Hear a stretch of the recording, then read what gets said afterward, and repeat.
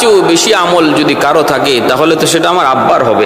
রাসূল তো আমার আব্বার নামটাই বলবেন, কিন্তু ওনার ধারণার বাহিরে আল্লাহর নবীর নাম বললেন হযরত ওমর ফারুক রাদিয়াল্লাহু তাআলা।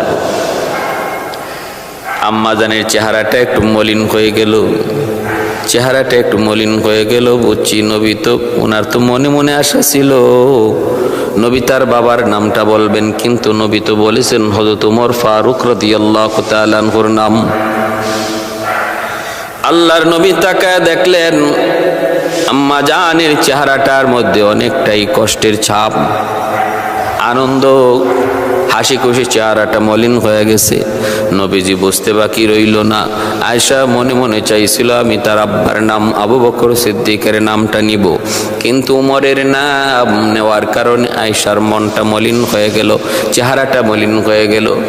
আল্লাহর নবী এবার ডাক দিয়া বলেন আয়েশা, ও আয়েশা জানুনি আমার উমরের নেক আমল ওই তারকার চেয়ে অনেক গুণ বেশি, কথা সত্য, কিন্তু আমার আবু বকরের নেকি কি পরিমাণ জানুনি আয়েশা? আমার আবু বকরের নেকি কি পরিমাণ তা কই তুমি জানো? আম্মা জান বলেন ইয়া রাসূলুল্লাহ আপনি ভালো জানেন। আল্লাহর নবী তখন বলতেছেন আয়েশা তাহলে শোনো,